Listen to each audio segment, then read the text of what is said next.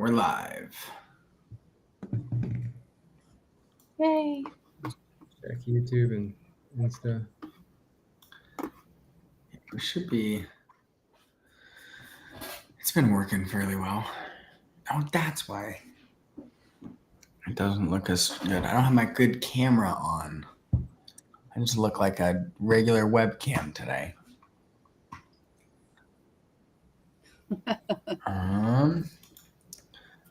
Chris, did you do jiu-jitsu today? No, it's after this. All right. After it's tonight at 7:45. Have you learned any submissions yet? I don't remember any of the ones that I've learned.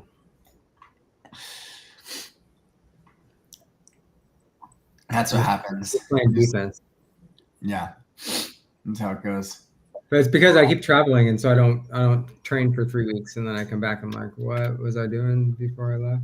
Yeah, it quickly goes in and out. All right, looks like we are live on Instagram and on Facebook. Let me just do a little post about this. Live on Instagram. All right. And Instagram.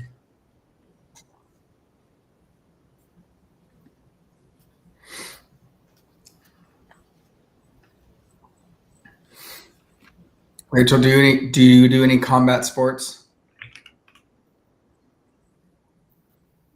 Fight with my teenage children. I mean, it's not really like hand to hand or anything like that. It's more like word to word. But it does get very combative. I can assume. I mean, fighting with my toddler gets combative, so I would assume. You don't know nothing yet. Wait till they become teenagers. I very much believe that. All right, I'm going to do a quick post on Instagram real fast showing that we're live because that's where people see us the most. And we'll be good. All right.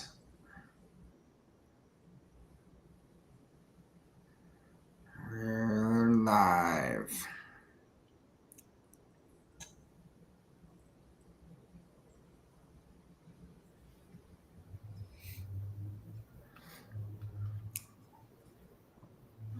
All right. Man, I don't have any agenda today. Maybe we'll get some questions. If you are watching this, I see a few people on Instagram and some other platforms. This is Tugboat's Office Hours. I am Cameron. I'm a public adjuster, the CEO of Tugboat, which is an online support tool for anyone with property insurance. So we help people with claims. We help people understand their policies, be prepared for claims, all kinds of stuff. Rachel leads up our claims support with Tugboat, and Chris helps out with a bunch of different things. To be honest, he's a jack of all trades, but primarily right now with our public adjusting subsidiary, Waypoint Adjusting. And so during our office hours, we talk about all things claims generally. Right? What Rachel is seeing supporting hundreds of people with homeowners insurance claims. So primarily right now, that's still wildfire claims in California, but other types of claims all over the country as well. We were talking about a hail claim earlier today. I know there's flooding. There's all kinds of stuff people are dealing with.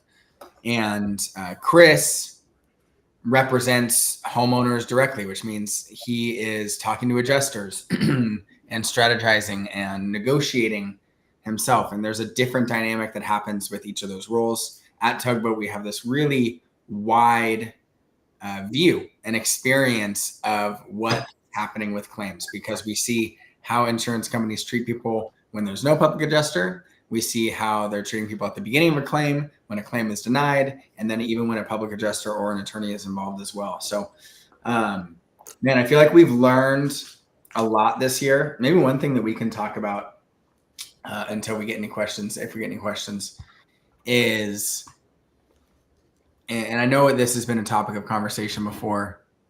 Hey, look, Emily already sent us a link. I'm going to hide that, but I'm going to click on this link. real fast. I'm reading it already. Okay. What's that about? A new legislation that Newsom signed about interest earned on their insurance funds.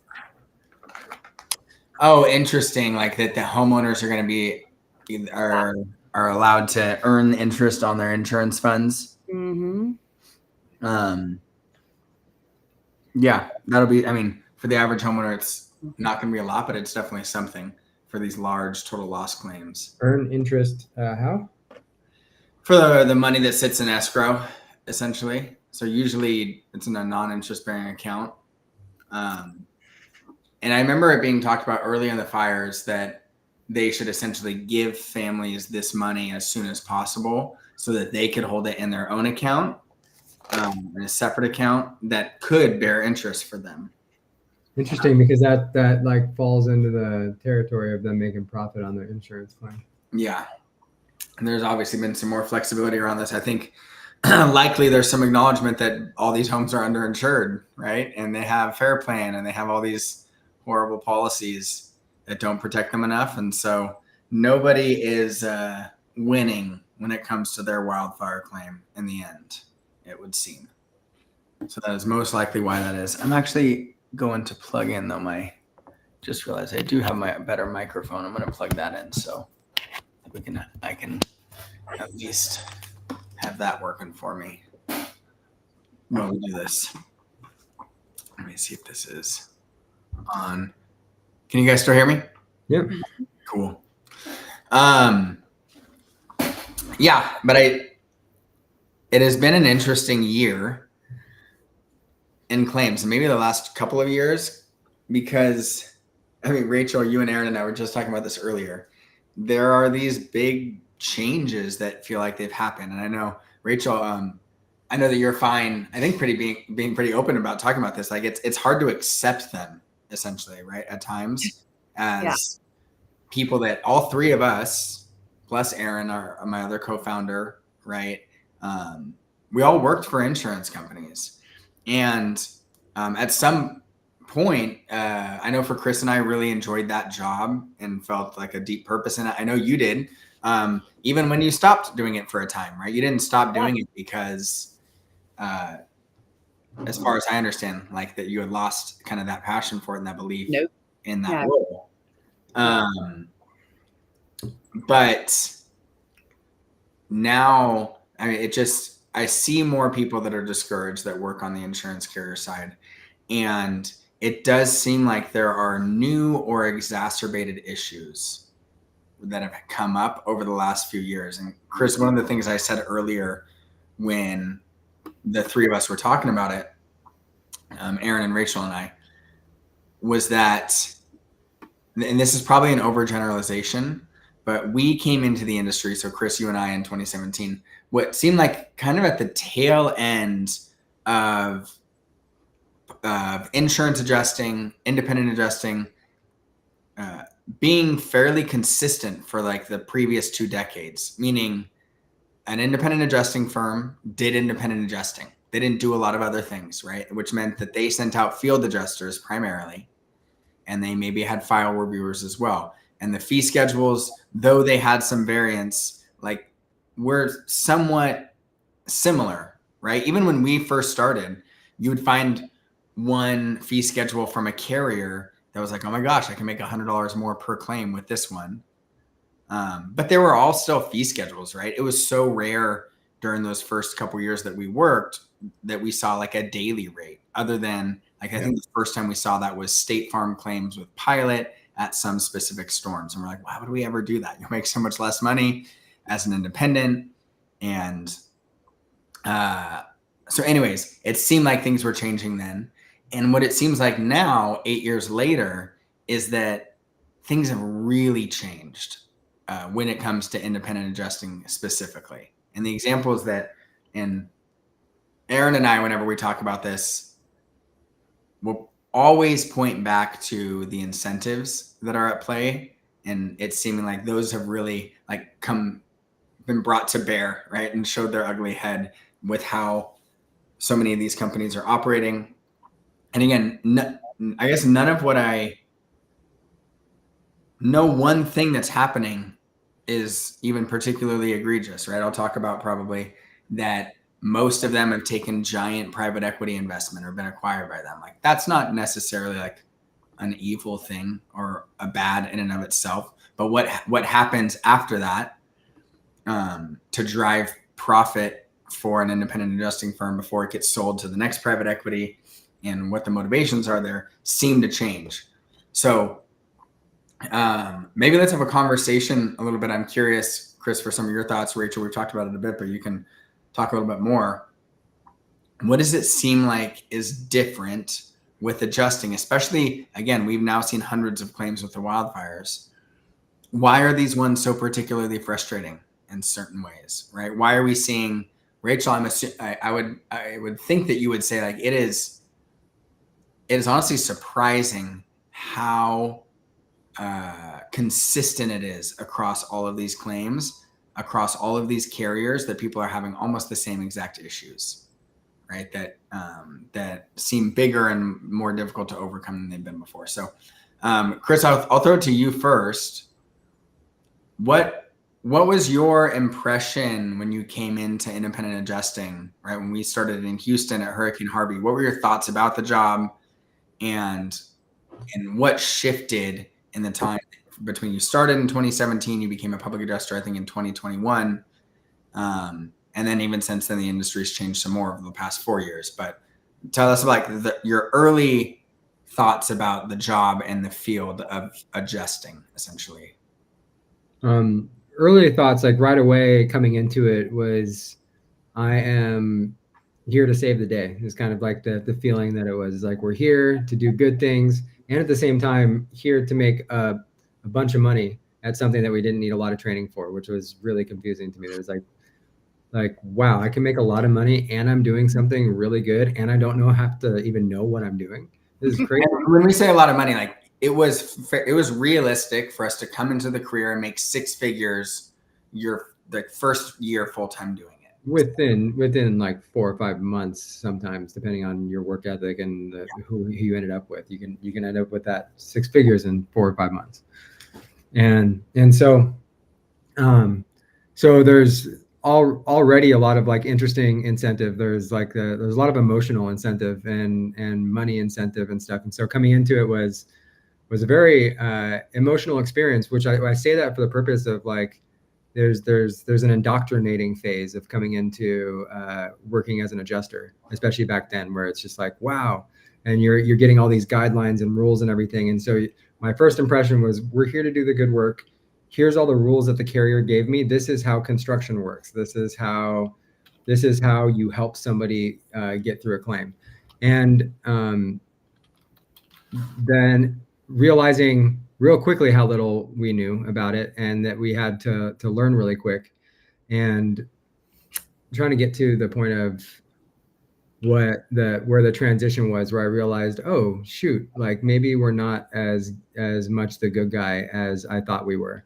And in the beginning there, like Cameron said, that things were so standardized, like the pay schedules were standardized, the way you work was standardized, and there wasn't as much, at least 8 years ago, there wasn't as much like written into the guidelines of pretty much committing fraud. I'm not afraid to like say that at like a certain level. There's things that you're asked to do where you are bending the rules, bending the law a little bit in order to get done what you need to get done. And so what ended up changing for me over time was this disillusionment with the industry and with the job, of thinking that I was first the good guy, and then realizing that if I do a really good job at this, the reality is that I make less money when I do a good job. And that's when it started to like the reality started to set in, because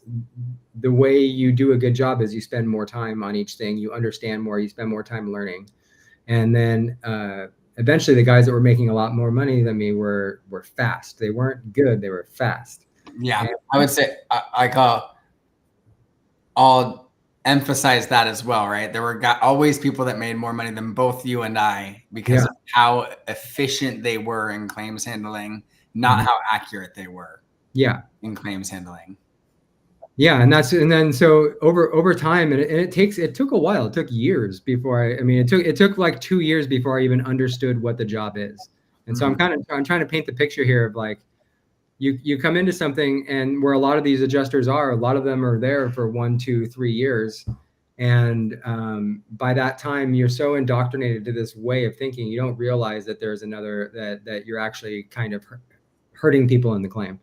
And so trying to get back to the main point of what has changed so much in the industry is that when there was something that went wrong in a claim, or that was kind of going, we were acting unethically or fraudulently or anything like that, it was more just like an individual decision, or the decision of an individual manager.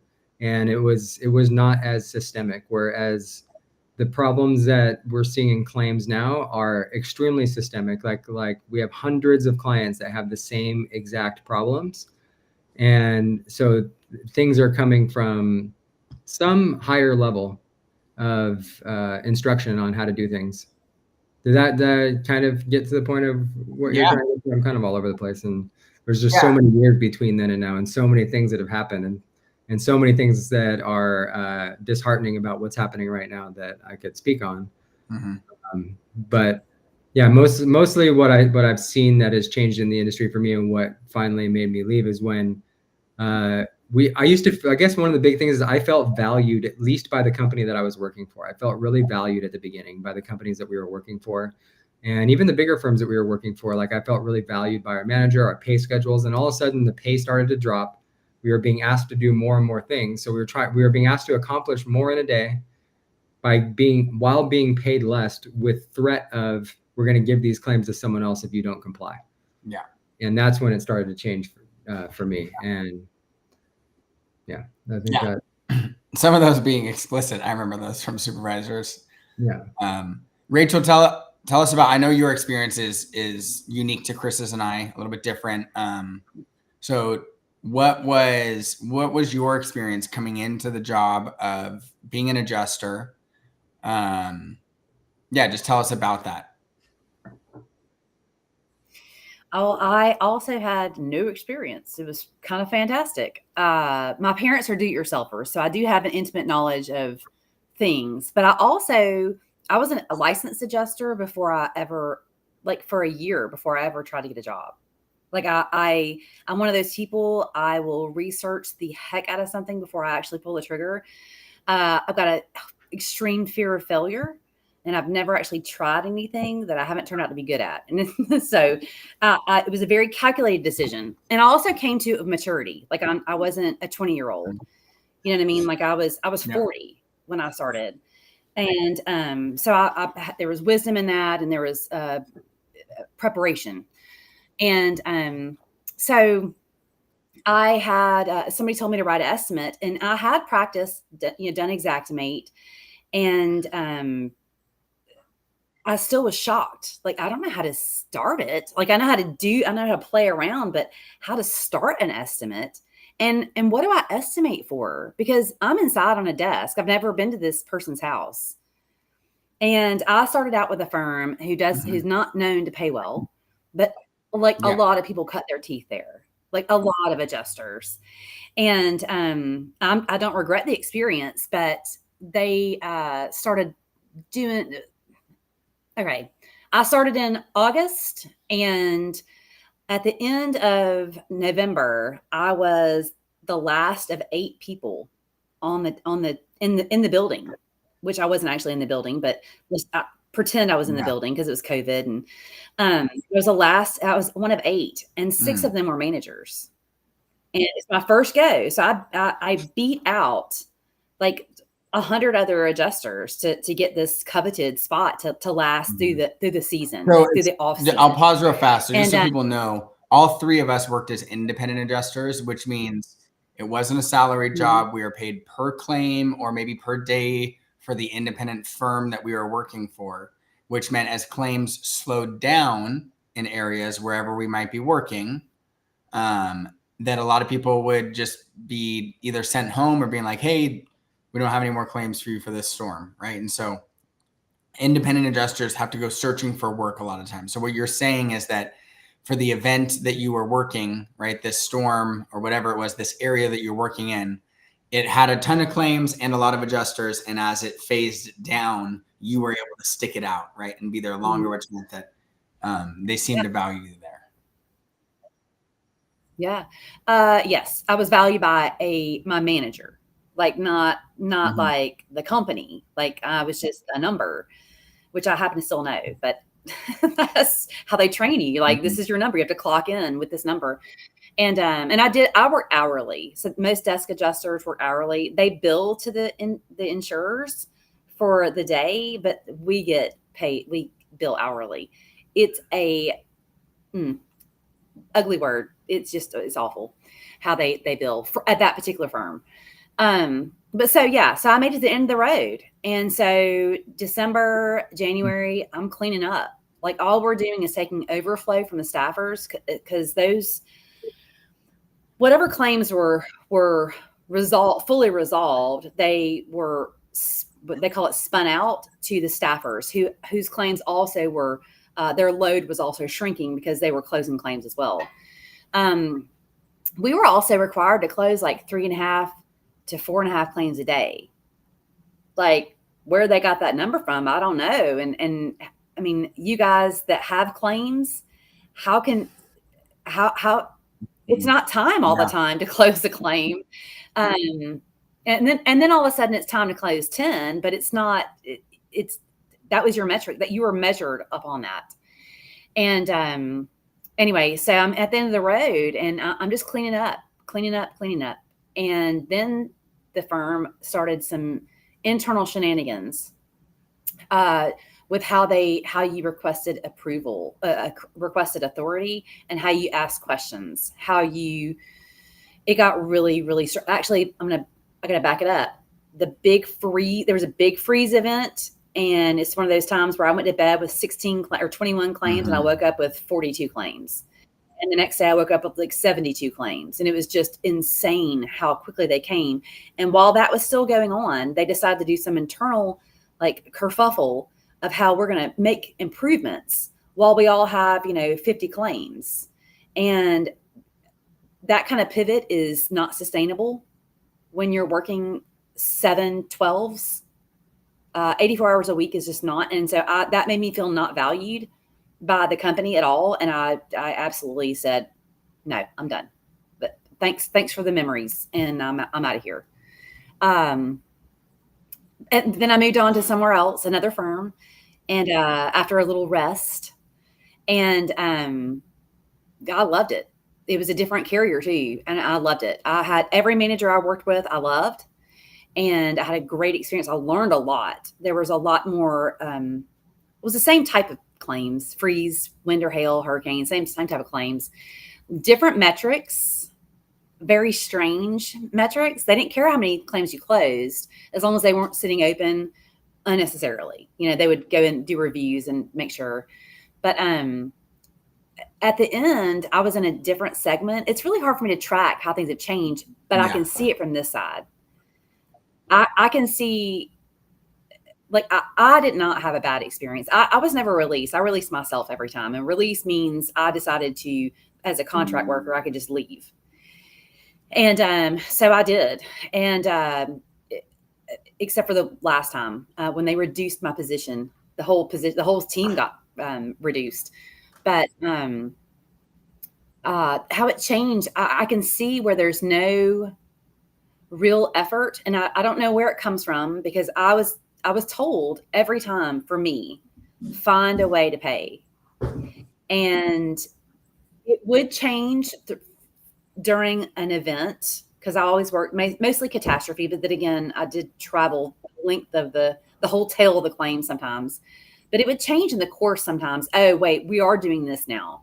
Oh, wait, we are doing that now. Where at the beginning, maybe we're not sending out engineers or whatever the predetermined thing is. Kind of like right now, oh, we're not testing.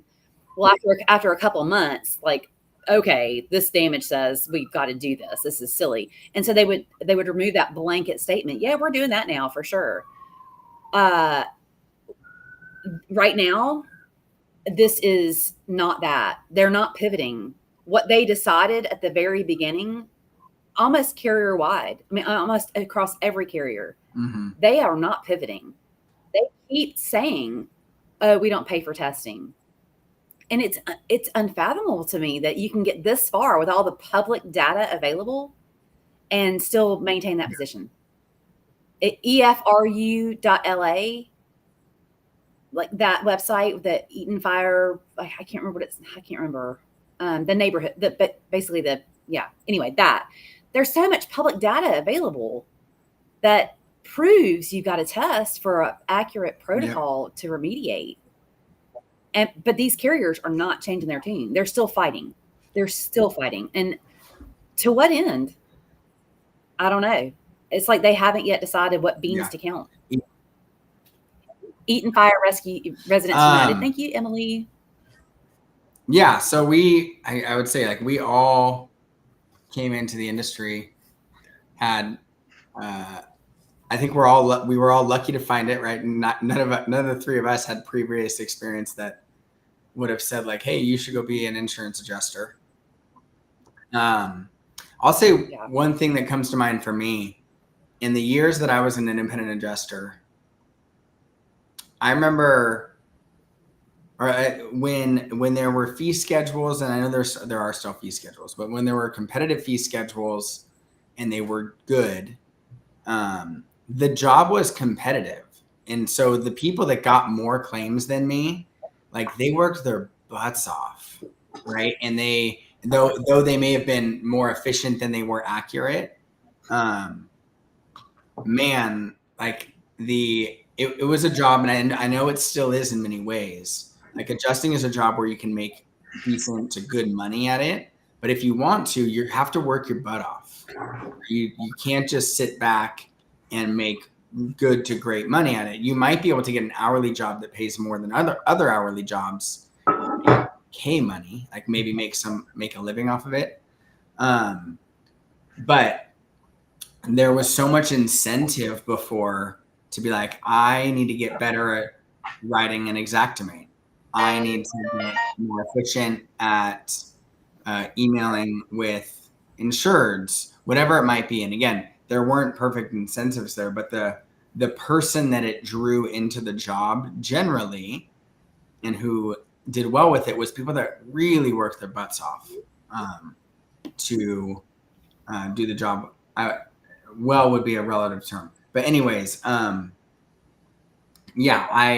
know so many that have left the field since then. People that honestly bumps me out. Like, oh, the insurance lost like a really good worker. And not all of them became like public adjusters or things like that. Some left the industry altogether.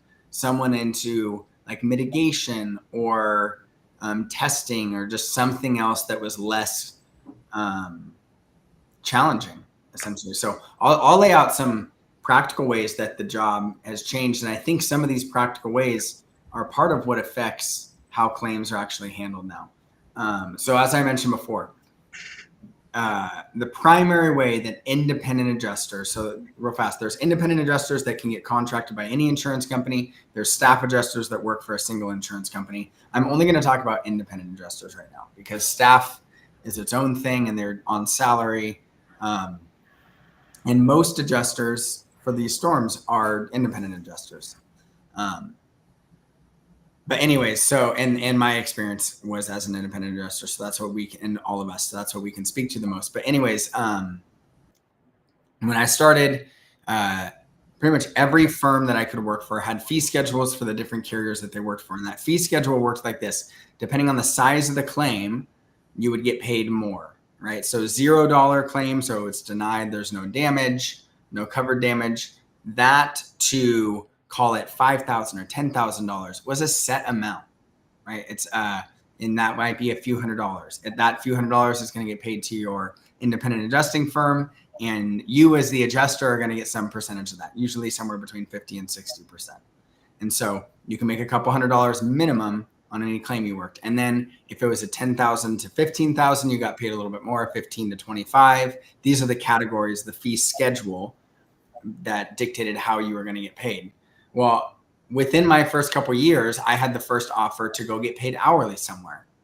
And when I did the math, it's like, I am not going to do that. Like you're required to work 8 to 10 hours a day on a storm, maybe 8 to 12 hours a day at a storm. You're going to get paid. And it was about like a fifth usually of what we had the ability to make on a fee schedule. So already it's like you're taking out the most competitive adjusters that already can get on fee schedules. So we're the ones that were willing to work hourly. And then what Chris was referencing earlier was the large firm that we worked for, which was the same one that you worked for, Rachel, just a different carrier out here. We had a primary carrier here in California and on the West Coast that we were doing a bunch of claims for. And that carrier called our firm and said, hey, there's another firm that's popped up that's willing to do this contract to run claims for us at 80% of the fee schedule that we're paying you. So either you accept it or we're just going to give all the work to them. And so suddenly like 80% of my work and Chris's work got cut by 20%. It's like, oh my gosh, there goes a bunch of income for us. At that same time, what they were asking us to do expanded. So it's like, I'm going to do more work for less money and going that way. And so I'm going to jump forward a little bit and say that was the beginning, in my experience, of a bunch of changes that started happening. Independent adjusters were given kind of wacky authority. You had some no settlement authority, too much settlement authority without even ever having read a policy. And then these independent adjusting firms, like the ones that we worked for, started doing a lot of other things around claims. They bought contractor networks to refer contractors in. They bought ALE companies to refer ALE in. They bought contents companies to do contents inventories. They bought, the list goes on and on. Some of them bought testing companies to do testing on claims, right? And over. And a lot of this, and from what I can see, happened when private equity started buying up these independent adjusting firms, essentially. And fee schedules started getting cut down, and you got to find more ways to make revenue. So way more responsibility on all these companies for their adjusters and for everything they're doing. And yet the pool that they're working from is no longer the most competitive adjusters. There are more realistic ways to do honest work and make decent money in the industry. And so it just drove a lot of people out, essentially. So jumping forward a little bit more, even from what we can see, has done by and large for these wildfire claims is resulted in claims handling issues that we've seen every issue under the sun before. We've never seen it this consistent before, right? Where adjusters, are changing so rapidly, so quickly across carriers and claims, where industry standards are just being skirted entirely when it comes to how work should get done, where additional living expenses is really being held hostage in the way that it is for homeowners. And the other thing that was unique about this too, I remember at the beginning of the fires, people made a big deal of, or California put out that they were going to offer emergency licenses to adjusters, which happens after most large hurricane events and things like that. And I remember even being surprised. I'm like, though this is one of the most destructive claims events in U.S. history, it's actually not that many claims compared to a hurricane. The claims are bigger, right? And more. Emergency licenses are because there's not enough people in the state, in the country to do the job. That's how Chris and I started. Yeah. And this, even though this is when the hurricane that we started affected millions of homes. And so like millions of people, this affected tens of thousands, Yeah. I had millions of people, hundreds of thousands of homes at that hurricane. This affected tens of thousands of homes. I remember thinking like, there's got to be enough adjusters out there that know what they're doing to come out and do these claims. But most of what's happened, and there's so many adjusters in California as well. But a lot of people just came in for 6 weeks assignments, kind of in and out. So anyways, Rachel, give us some perspective. Like kind of what are your thoughts? Why is this so challenging right now for people with wildfires still, right? What is it that's making this such an issue for claims? I mean, for some, Yeah. What is Damn it? it. Go ahead. Damage. What damage? They still won't acknowledge that there's like damage. I mean, I'm speaking more to smoke claims. Like there's still no acknowledgement that, you know, it's just we paid for a remediation, but remediation against what? I literally have an email. I want to read to you guys what somebody's carrier said with regard. Hang on, I got to pull it up. I'm so sorry. I'll summarize it. Basically, we don't do wall cavity testing. We don't need to. It's just not been seen to. I want to use the right verbiage. If there appears to be pressurization that has occurred, like soot on the wall, like near the outlets and things like that, then sure, we'll do a wall cavity test.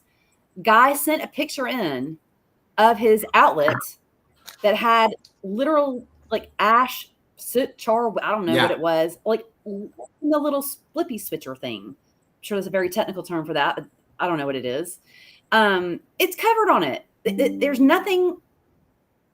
It blows my mind. It just blows my mind how that isn't evidence that that's ash, soot, and char, and supporting evidence that they should, I don't know, test what's behind that.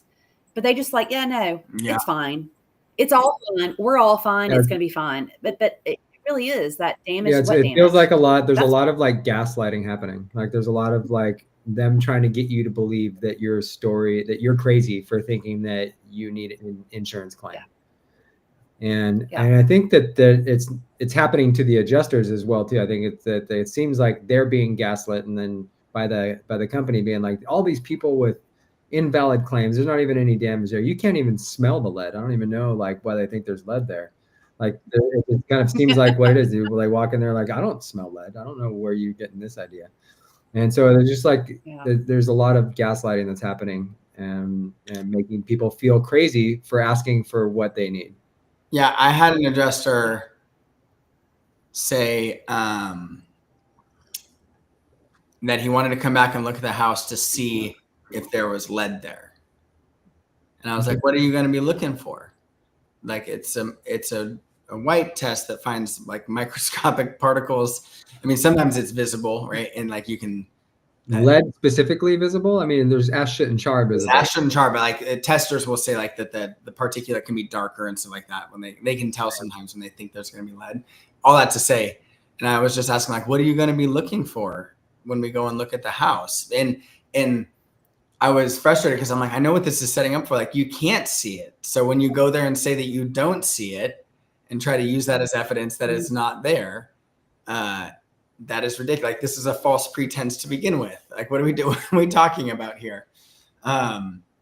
So yeah, I guess Rachel, go on. So you're seeing that they're essentially, like, as Chris says, like gaslighting people into making them think, no, there is no damage here. What you're asking is so unreasonable, right? And I'll say this is one, if I was going to generalize what is unique about this, that I think our tugboat users would agree with, is that it's a little bit of a death by 1,000 cuts is what a claim has become, right? And in so many claims, there can be like 2 to 3 large issues that you have to overcome, right?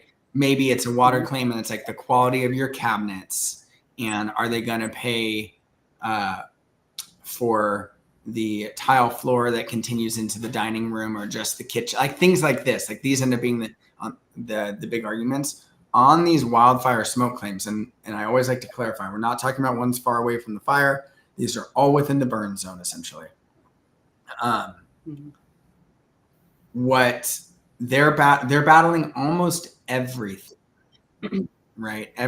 On some claims, it's every piece of contents that someone has that they want to argue about, right? Why do you want your children's shirts total loss?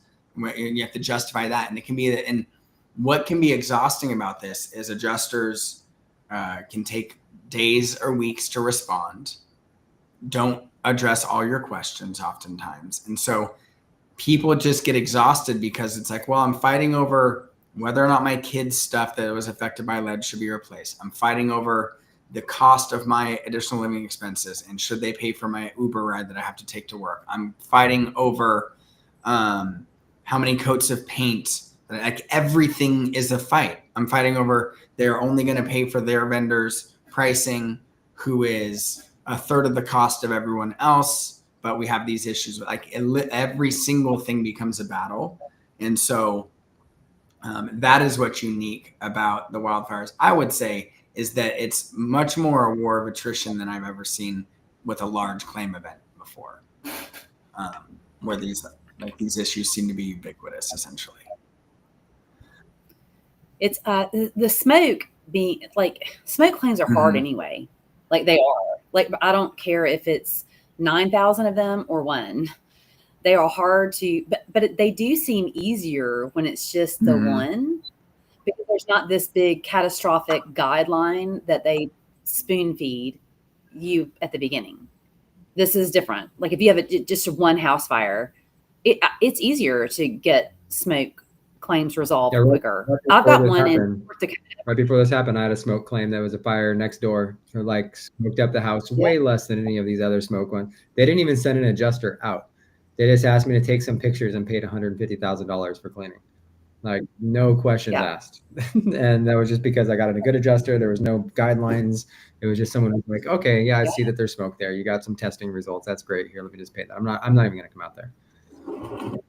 I'm helping a lady in North Dakota, single house fire, no questions asked. I mean, we're nickel and diming over like the quality of cabinets and things like that, but it's done. This was in July. We're not even full 2 months away, and we're almost done. So, yeah, I'm trying to think of how I can summarize the issues that we're seeing with adjusting based off of everything that we've talked about. One, I do think adjusters are by and large like less experienced than we've seen in the past, right? I didn't receive a lot of training, but I got a lot of experience really quickly and sought out some training that I did. We're seeing way less authority. One of the things that someone was bringing up the other day is how specifically Liberty Mutual, the way that they run claims, and they were starting to do this when we were there, but they separate out every single role that happens within that claim. So you have a desk adjuster that does some things and makes a decision, but you also have a field adjuster, a contents adjuster, an additional living expenses adjuster, a mitigation adjuster, all of these being separate.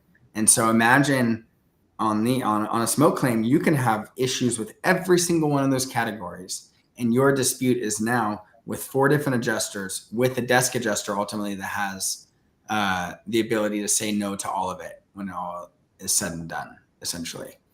So less experience, kind of more, the job has been separated into all these like little distinct parts. And so, claims just aren't getting paid efficiently. I would say more so than I've ever seen in a large weather event before. By and large, not getting paid fairly, I don't think, with the wildfires, in particular the smoke claims. I am curious, Rachel, you're helping quite a few people through total loss claims as well. What's the experience for those ones right now?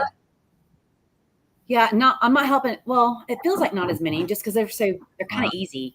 So when people are first coming in, like I'll go, oh wait, you've got they didn't pay your tree shrub and landscaping. Let's go after it. We just kind of go after one coverage at a time until it's exhausted. And kind of where we are, and this is across the board pretty much for everybody. I've kind of done that for everybody to this point. Now they're at the extended limits are being dangled. And so they've got this contractor estimate. Some of them are Xactimate, most of them are not. And they'll send it in, and I'll take the trade summary and put it on a spreadsheet, for the State Farm estimate. Typically, some, it's not all State Farm, but a lot of them are the total losses.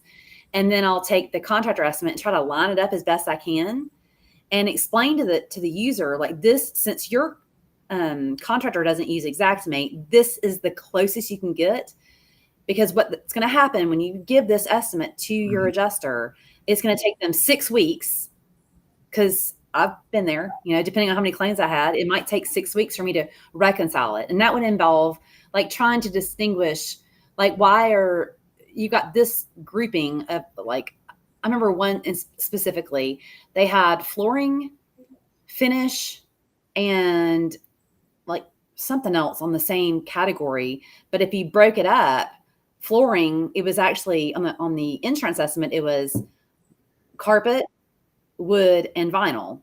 But they had that grouped together, and they also had it grouped together with the baseboard and like the chair rail and like all these things that didn't really go together.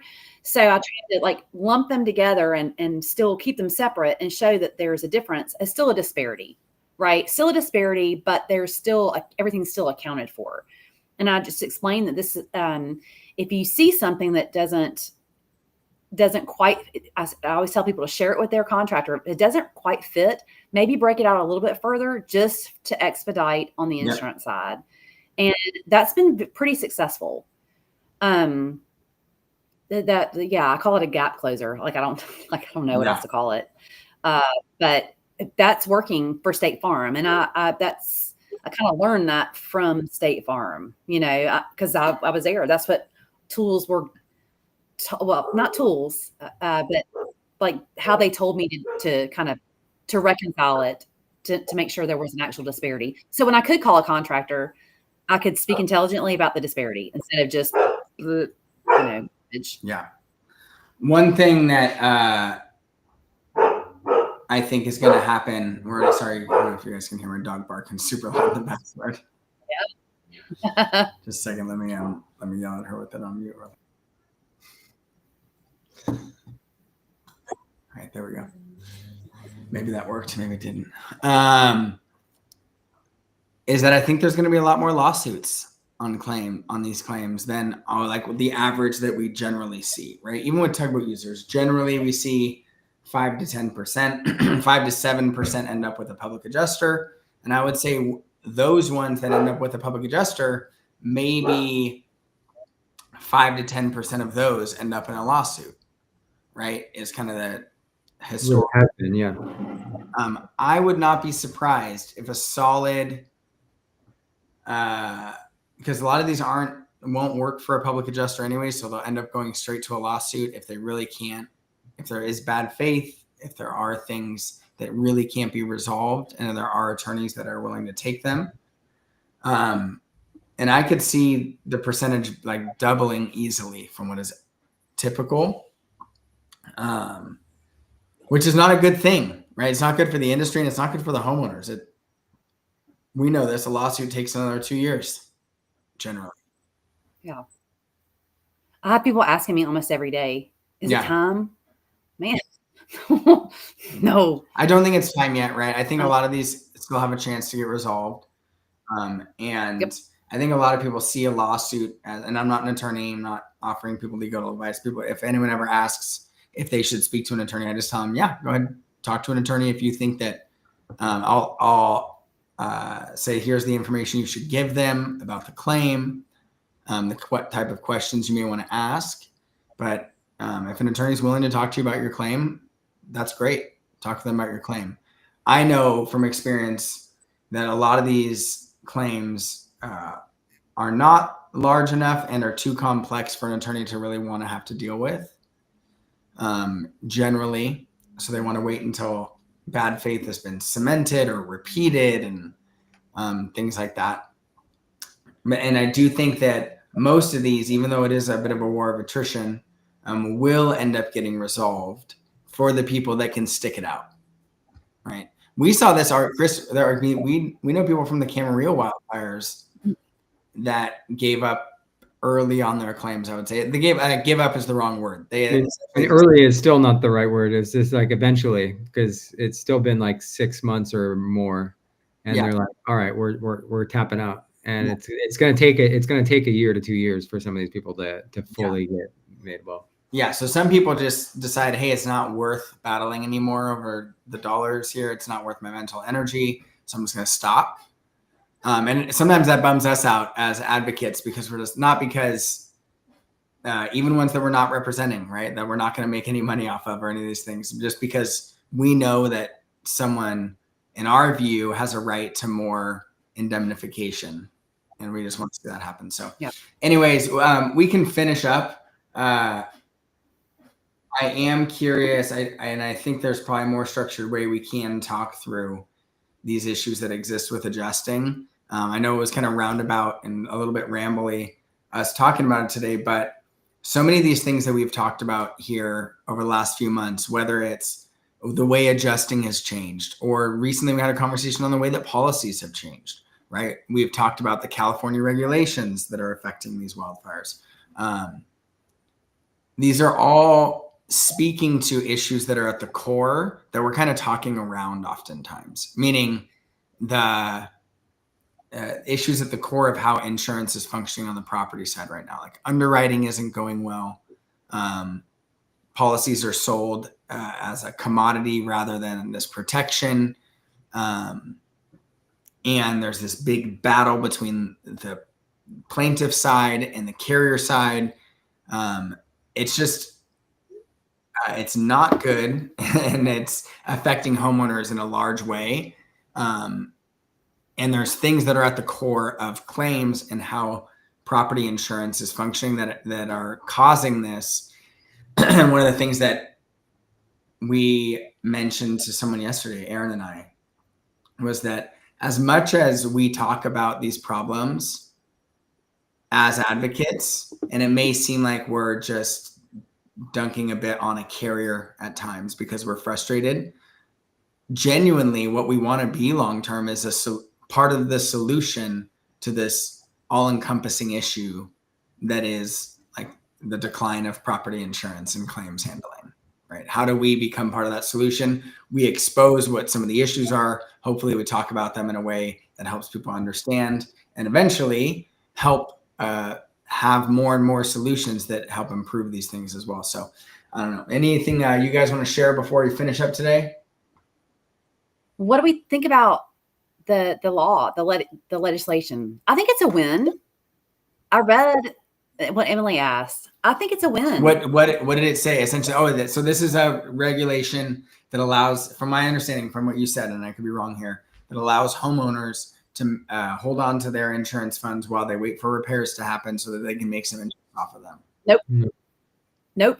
The mortgage companies have to pay the interest to the policyholder, which I love. Yeah, I mean, that's the same thing as like equity in your home, right? The same thing as like the market raising. I mean, it's just, I mean, technically that's supposed to happen with insurance claims too. When they're not paying something and they eventually pay it a year later, they're supposed to pay you interest for that whole year. But tolling, but this is from the mortgage company. They've never had to do that before. This is great for total losses, and as many total losses as there are in California. I think this is good. Yeah, hopefully that helps out some people and get some rebuilds moving. So